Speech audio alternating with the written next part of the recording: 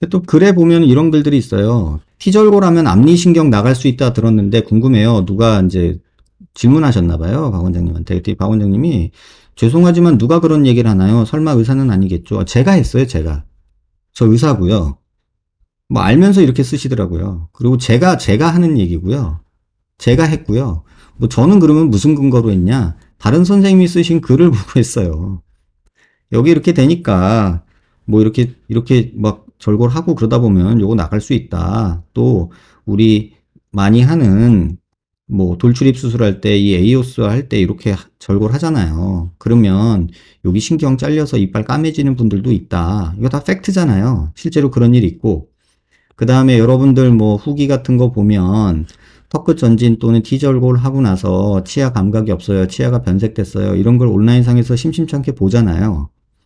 근데 환자들은 느끼고 환자들은 불평하고 있는데 의사는 이런 말 하면은 아니라고요?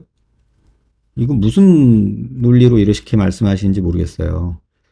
저도 이렇게 말할 거고요. 저는 앞으로도 이렇게 말할 수 있고요. 의사 앞에서든 누구든 앞에 말할 수 있어요. 그리고 그 근거로 이런 내용들이 있고 실제로 논문에서나 이런 데서 맨디뷸라 인사이서 너브라고 선생님이 검색해 보시면 많은 자료들이 나와요.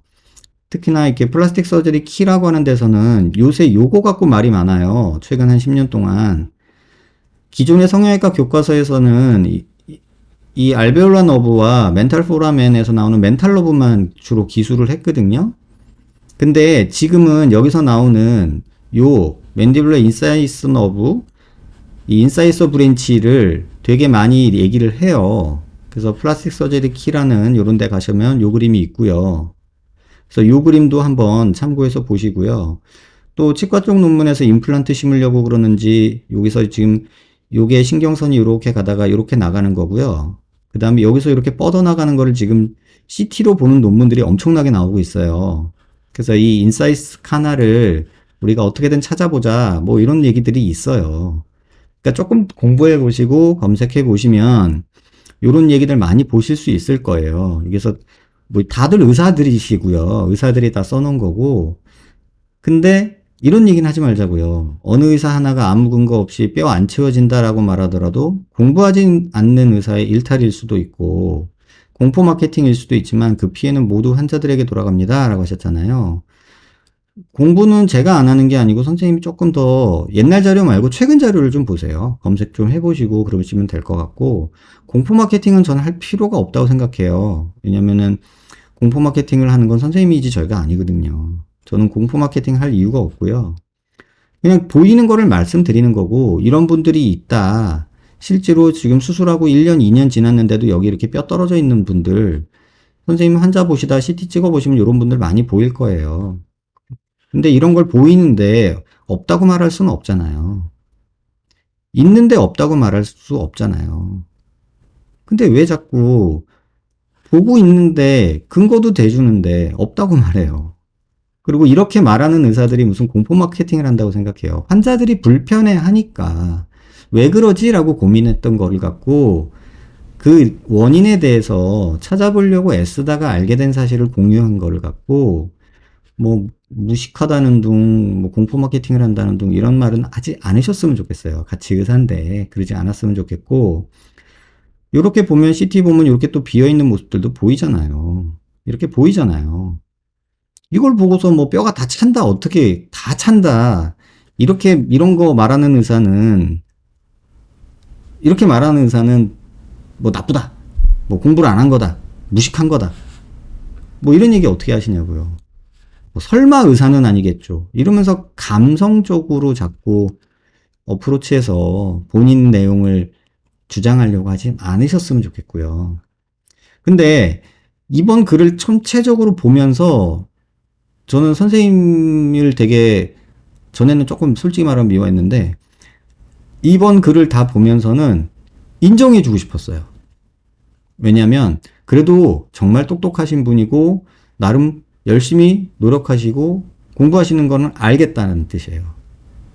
왜냐면 이 두 텀은 정리하신 거거든요. 그분이 마지막 글에 단차 부위 뼈를 삭제하지 않고 절골소를 높게 잡는 것, 이 두 가지는 저도 동의하는 바예요. 조금 살을 붙이자면 단차 부위를 삭제하지 않는 게 원칙이고 삭제하면 큰일 난다라고 말하지는 않으셨으면 좋겠고요. 이건 선생님이 그려주신 그림을 보면 알 거고 뭐 이렇게 생각하시면 좋을 것 같아요. 이건 환자분들도 그렇게 느끼셨으면 좋을 것 같아요. 자, 이게 삭제 안 한 거고 이게 삭제한 거예요. 그러면 뭐 하나 안 하나 별 차이 없잖아요. 근데 삭제를 과하게 할 필요는 없어요. 이렇게 돼 있을 때 이걸 삭제해서 이걸 일자로 쫙 만들려고 막 하지 말고요. 너무 튀어나와서 만져지는 부분만 살짝 다듬어 주세요. 요 정도만. 왜? 이거 어차피 흡수될 거잖아요. 흡수돼서 없어질 정도만 미리 갈아주면 회복하는 과정에서 환자들이 만지면서 뼈 쭉 튀어나와가지고 불안해하거나 걱정 안 하잖아요. 어차피 흡수돼서 없어지는데. 근데 그거 수술하면서 조금 갈아주는 게 뭐 그렇게 나쁜 짓은 아니잖아요. 결과가 비슷하다면 환자들이 회복 과정에서 불편하지 않게 조금 갈아주는 거 정도는 상관없다고 봐요.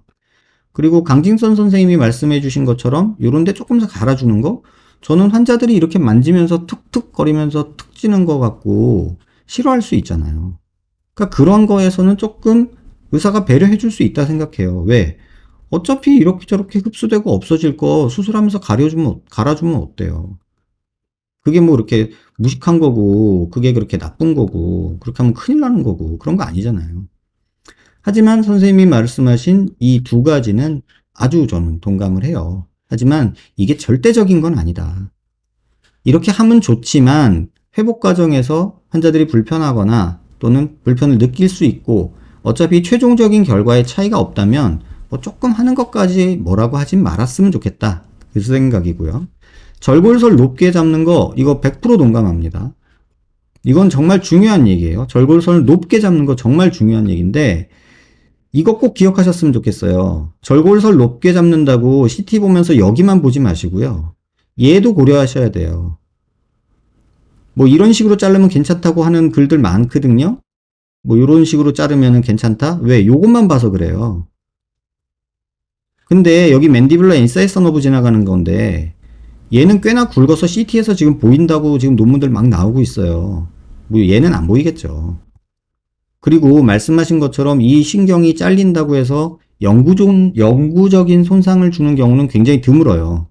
하지만 열에 하나 백에 하나 내가 욕심 부려서 사실 뭐 요 정도 절골선 하나, 요 정도 절골선 하나, 여기 절골선 하나, 뭐 요 정도 절골선 하나 큰 차이 없거든요. 수술 결과에는.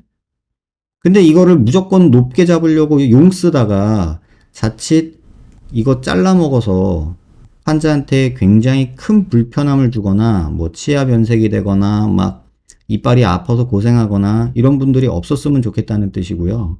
또 하나 고려해 주셨으면 좋겠는 게 절골선을 높이는 건 이게 맥시멈이겠죠? 이것도 맥시멈이 아니죠. 지금 이것도 높잖아요. 지금 여기 잘렸잖아요. 지금. 그러면 절골선을 이렇게 만들었다 하더라도 이 나사 고정할 때 여기 이렇게 막 박잖아요. 우리 나사 박잖아요. 나사 박다가 여기 또 나갈 수 있거든요. 왜 제가 이렇게 말씀드리냐면 제가 10년 동안 정말 많은 환자분을 경험해 봤는데 턱끝 전진하고 되게 아프다고 계속 고생하시는 분들 되게 많이 봤거든요. 저한테 오세요. 선생님 좀 플레이트 빼면 괜찮아져요? 이렇게 물어봐요. 근데 그런 분들이 많기는 해요. 근데 그거 뭐 제가 잘해서 그런 게 아니라 이 나사 박을 때 의사가 일부러 그런 것도 아니고 재수가 없이 신경을 건드렸을 수 있어요. 근데 그게 확실하진 않아요. 그래도 일단 빼보는 게 좋지 않을까요? 라고 하고 뺀 경우가 되게 많거든요. 실제로 한 10여 년 동안 그날 20명 정도 경험한 것 같아요. 근데 플레이트만 빼줬을 뿐인데 아픈 게 사라졌다라고 말하는 분들이 의외로 굉장히 많아요. 근데 플레이트가 문제가 아니라 나사 문제겠죠. 그러니까 재수 없이 이런 데 박힌 거죠. 재수 없이 이런 데 박힌 거죠. 또는 뭐 이런 데 박힌 거죠. 또는 뭐 이 옆에 살짝 건드리고 있었다던가. 근데 그분들은 저한테 그래요. 선생님 감사합니다. 뭐 너무 좋아졌어요. 안 아파요. 막 이렇게 말씀하시단 말이에요. 근데 저는 그래요. 환자분한테 제가 잘한 거 하나도 없고요. 그냥 하나님한테 감사하세요. 라고 말씀드리는 게 다거든요. 뭐 제가 잘한 게 뭐 있어요. 그냥 혹시나 그걸까 하고 빼준 거밖에 없는데. 근데 마치 내가 빼면은 되고 뭐 네가 빼면 안 되고 이런 얘기 하시는 또 선생님 계실까봐 말씀드리는데 요런 경우가 생길 수 있다. 그러니까 단차 높게 절골설 높게 잡는 거 완전 동감. 하지만 신경이 어떻게 분포하는지 조금 공부를 하셨으면 좋겠어요. 지금 요새 나오는 얘기 중에 요거가 지금 기존의 성형외과 선생님들이 지금 되게 무시하고 계신 부분들인데 제가 볼 때는 이 부분 꽤 중요하거든요. 막 시옷절골, T절골 막 이런 거 하시는 분들 또는 뭐 수면 무호흡한다고 뼈 절골 막 이렇게 하시는 분들도 계세요.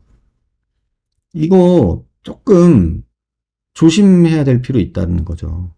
뭐 다 그렇다는 건 아니에요.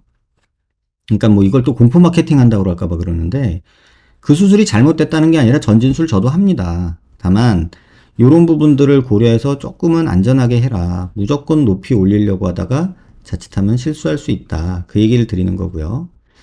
그 다음에 또 이런 글을 써주셨어요. 하악 체부가 원래 작아서 볼륨이 부족한 경우는 흔치 않아요. 라고 해주셨는데 선생님한테 가는 환자분이 그런 분들이 많지 않은 수도 있고요.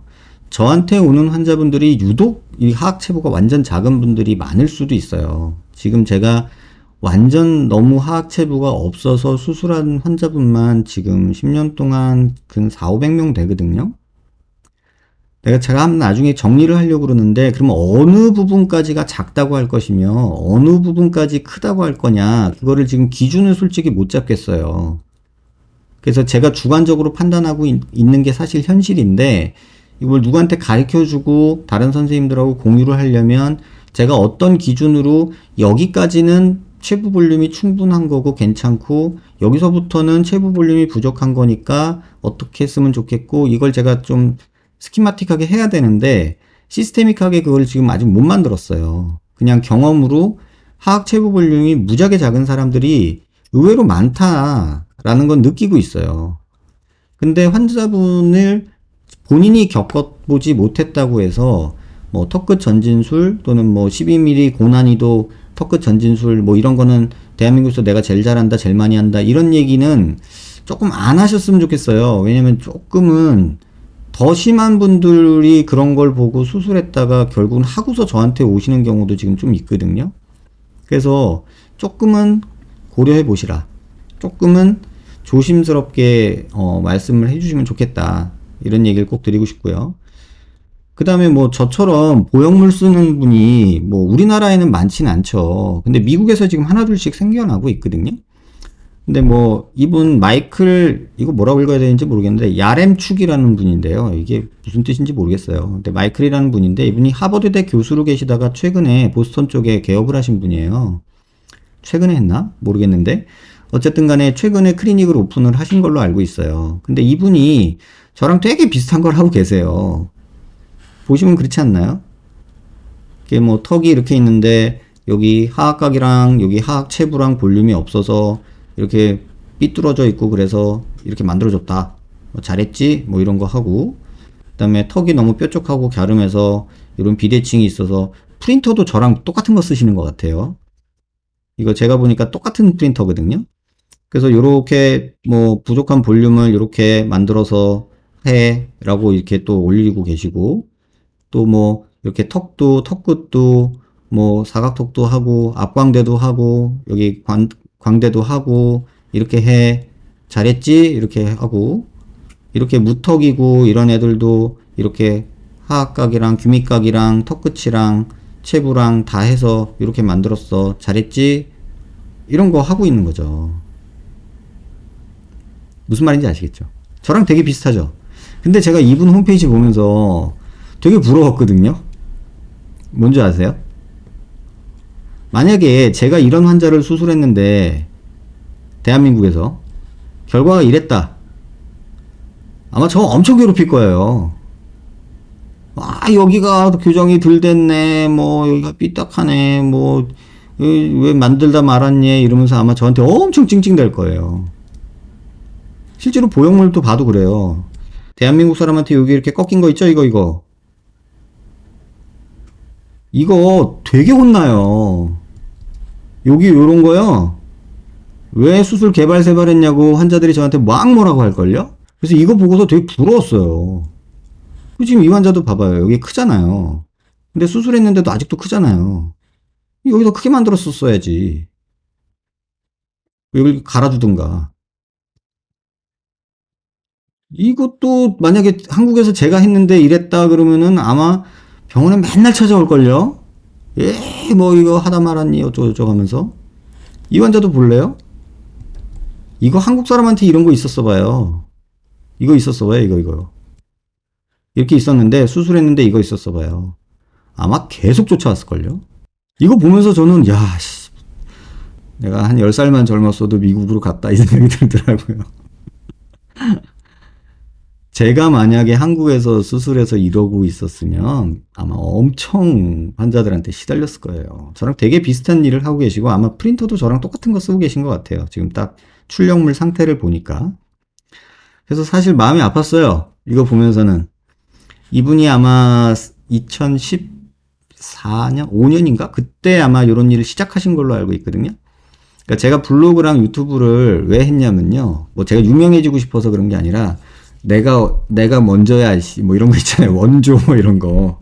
그런 거 공적인 데다가 말뚝 박으려고 한 것도 사실 있거든요.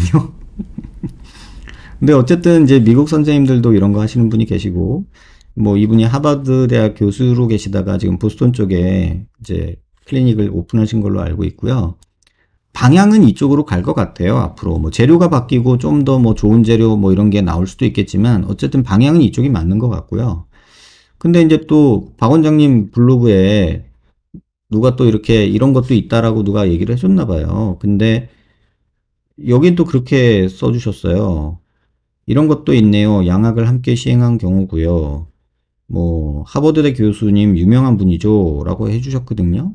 근데 이분 컨셉이 저랑 정말 비슷한 게 뭐냐면 보세요. 양악을 했죠. 그 다음에 턱끝 전진을 했죠. 그런데도 볼륨이 부족해서 턱의 전진을 더 시키고 여기 이레귤러리티가 생긴다. 컨투어 이레귤러리티를 교정하기 위해서 여기다 보형물 이렇게 넣으시죠. 저랑 똑같은 짓 하고 계시거든요. 근데 박 원장님이 글에 제일 많이 나오는 게 뭐예요? 나도 여기는 사각턱 재건해요. 근데 여기는 하지 마세요. 위험해요. 안 좋아요. 나빠요. 뭐 이러죠. 근데 왜? 이 양반은 하버드라서? 그러니까 하버드니까 먹어주는 건가요? 져주는 건가요? 요건 좀 기분 나빴어요. 나랑 똑같은 거 하고 있는데 왜 이 사람은 뭐라 안 해요? 똑같이 뭐라 해야지. 나는 구멍가게, 한국의 조만한 나라의 구멍가게 의사라고 나한테 막 뭐라고 하고, 하버드대 보스턴에, 클리닉 하고 있으니까 아무 말 못하고, 유명하신 분이죠. 뭐야, 이거. 여기 하지 말래매. 사람은 일관성이 있어야지. 제 생각은 그래요. 그래서, 이런 분들이 지금 뭐, 닥터 에필리라고, 마이애미인가? 거기 계신 분도 계시고요. 뭐 이런 몇 분들이 계세요. LA 쪽에도 한 두어 분 계시고요. 그래서 이런 일들이 계속 벌어지고 있는 건 뭐 제가 하는 건 아니에요. 제가 잘났다, 뭐 내가 뭐 이렇다 이런 얘기를 하고 싶은 건 아니고 이런 내용에서 그냥 본인만의 생각에 갇혀서 공적인 글을 쓰시고 뭐 이렇게 하시는데 이런 논리적인 오류를 좀 범하지 않으셨으면 좋겠다. 그리고 글 중간중간에 이제 요런 말은 안 하셨으면 좋겠어요. 뭐 설마 의사예요? 뭐 이런 거 타인을 비방하는 거잖아요. 그런 거 안 하셨으면 좋겠어요. 좀 나쁘게 말하면 깐죽거리는 건데 그거 좋은 거 아니잖아요. 안 그러셨으면 좋겠고 뭐 아까 이 부분은 제가 그냥 오바해서 뭐 사진 좀 만진 것 같은데 이런 말 한 게 만약에 사실이 아니라면 제가 사과드릴게요. 하지만 요런 내용들은 본인이 항상 말씀해 오셨죠. 거짓말하는 건 나쁘다. 이렇게 말씀하셨잖아요. 모든 명예를 걸고 뭐 책임을 져야 된다. 피하는 자가 범인이다. 뭐 이런 수없는 어록을 남기셨잖아요. 주옥 같은 어록을. 저희 직원이 그 어록을 다 캡처하고 있습니다. 참고로. 나중에 기회가 되면 한번 말씀을 드리도록 할게요. 진짜 주옥 같은 어록이 많아요. 제가 보면서도 진짜 이거는 나중에 써야겠다 이런 생각들이 들 정도로 어록이 있더라고요. 뭐 이런 것도 어록이죠. 내 얼굴에 넣기 싫은 거 혼자 얼굴에도 안 넣고 싶어. 그러고 넣고. 뭐 이런 거 많잖아요. 프린터 있어. 본시멘트 써. 근데 뭐 나빠 뭐 이러고 이거는 빼박이거든요. 이거에 대해서는 그냥 뭐 공개적으로 하면 불편하시고 뭐 그렇다면 저한테라도 그냥 죄송합니다 한마디 해주면 좋겠는데 그런 거 없이 그냥 뭉개고 더 세게 막 그러면 거짓말이 거짓말을 낳잖아요. 그냥 실수로 넘어갈 수 있는 일인데 너무 그러시면 저도 사람이라 악이 받쳐요. 그러지 않았으면 좋겠고 그래도 같이 한국에서 의사생활을 하고 있는데 조금은 선생님이 그래도 저보다 연배도 낮으신 것 같은데 한번 연락 주시면 그냥 한번 허심탄회하게 털고 갈 수 있으면 좋겠고요. 근데도 만약에 기를 쓰고 그러신다면 저는 가만히 있지는 않습니다. 충분히 기회를 드렸고 선생님한테 시간도 드렸고 그런데 이런 건 진짜 하지 마세요. 의사예요. 선생님만 의사 아니고 이 글을 쓰신 이 그림을 그리고 이 연구를 하신 분들도 선생님보다 훌륭하신 선생님이고 이거는 성형외과 의사들한테 가르쳐주는 일러스트레이션을 굉장히 잘 그려주는 이런 사이트고요. 그 다음에 이런 논문들도 지금 어떻게든 우리가 도움 주려고 하는데 이런 거 다 무시하고 본인이 가진 1990년대, 2000년대 내용만 가지고 논리를 펼치지 마시고 최근 내용도 좀 보셨으면 좋겠어요. 그리고 이런 말 하지 마세요. 공부하지 않는 의사 본인일 수도 있고요. 본인이 하고 있는 게 공포 마케팅일 수도 있고요. 피해는 누가 보는지는 그런 말 하지 마시고 뼈 다 채워진다, 100% 채워진다 이런 말 못 하시잖아요. 그러니까 이런 것도 좀 조심하셨으면 좋겠어요. 이 글이 제일 저는 요번에 방송 준비하면서 이거 한번 다뤄야겠다라고 했던 내용이에요. 이거가 굉장히 인사이트가 있으세요. 그래서 무시하지는 않을 거예요. 선생님 인정했어요. 이 정도 고민을 했다는 것만으로도 저는 굉장히 반가웠어요. 왜냐하면 대화 상대가 생긴 것 같았어요. 왜냐하면 체부 볼륨 얘기를 아무리 해도 사람들이 못 알아들었거든요. 이해도 못하고 언급도 못하고. 근데 아까 말씀드린 것처럼 기존 논문에서는 2차원적으로만 보다 보니까 버티칼, 사지탈만 본다고요. 근데 호리존탈도 꼭 보세요. 그러면 아마 이 3차원 공간에서 벌어지는 볼륨 부족은 볼륨은 3차원이잖아요. 2차원이 아니에요. 그러니까 3차원 공간에서 벌어지는 내용에 대해서 조금은 고민을 같이 더 해볼 수 있지 않을까 이런 생각을 합니다. 아까 간디가 그런 말 했다 했잖아요. 내 믿음은 내 생각이 된다. 근데 내 믿음의 근거가 잘못된 거라면 내 생각이 잘못된 거고요. 그 잘못된 생각이 내 말을 만들고 그 잘못된 말이 잘못된 행동을 만들고요. 그건 습관이 되고 그게 자신의 가치가 된다고요. 내 가치는 내 운명이 된다. 이거 되게 무서운 말일 수도 있고 굉장히 중요한 말일 수도 있다고 생각해요. 선생님이 믿고 계신 그것들을 또 제가 믿고 있는 거 틀렸으면 언제든지 얘기해 주세요. 그럼 제가 공개적으로 쏘리 할게요. 진짜로. 저는 블로그 시작할 때 또는 유튜브 하면서 여러분한테 항상 말씀드리지만 의학적으로 제가 틀린 게 있다면 지적해 주세요. 그러면 제가 뭐 논리적으로 제 논리를 가지고 반박을 해보고 제가 틀린 게 제가 수긍이 되고 잘못된 게 있다면 공개적으로 말씀드리고 수정할게요. 마지막으로 다시 한번 당부드릴게요. 오늘 얘기는 뭐 제가 누구를 비난하고 싶거나 이런 내용이 아니라 그냥 의학적인 논쟁이 간만에 의미 있게 다가왔어요. 그리고 이 내용이 제가 지난 10년 동안 해왔던 가장 많은 얘기 중에 많은 사람이 알았으면 좋겠고 같이 논의했으면 좋겠다라는 내용이 있거든요. 뭐 여러분 이거 보시는 분들은 이번 영상을 여기저기에 퍼날라주세요. 이건 그냥 부탁드릴게요. 뭐 다른 데다가 댓글로 알려주든 친구한테 카톡으로 날려주든 뭐 어디 카페 같은 데 댓글로 쓰시든 좀 부탁드릴게요. 왜냐면 많은 분들이 환자들이 또는 의사들이 이런 부분에 대해서 조금 고민하고 같이 얘기했으면 좋겠고 제가 틀린 게 있다면 그분들하고 논의해보고 싶어서 부탁드리는 거니까 그렇게 좀 해주시면 감사하겠습니다. 다 같이 행복하게 사는 삶이 우리가 꿈꾸는 삶이잖아요. 누가 누굴 이기고 누가 누굴 해치고 정복하고 이런 거는 저는 원치 않아요. 최근에 나이가 들어서 그런지 가장 많이 드는 생각 하나가 있는데, 그런 생각 들죠. 막, 이름을 남기고 싶고, 또는 뭐, 흔적을 남기고 싶고, 막, 건물을 뭐, 내 걸 갖고 싶고, 막, 이런 사람들이 많더라고요. 근데 저는 개인적으로, 대한민국에서 제일 없어져야 되는 게 무덤이라고 생각하거든요. 왜냐면, 경치 좋은 데는 다 무덤이야.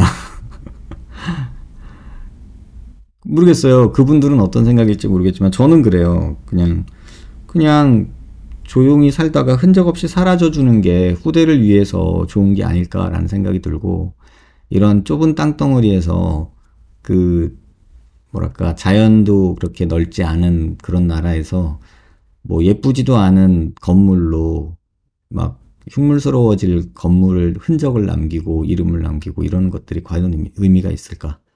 그냥 조용히 살다가 사라져고 그냥 후대에게 온전한 상태로 넘겨주는 게 옳지 않을까? 이런 생각을 더 많이 해요. 솔직히 늙어서 그러나? 아무튼 그렇습니다. 이 글 한번 여러분들 새겨보시는 밤 되셨으면 좋겠고요. 오늘 영상 내용은 여러분들이 많은 분들하고 공유해 주시기를 조금 당부드릴게요.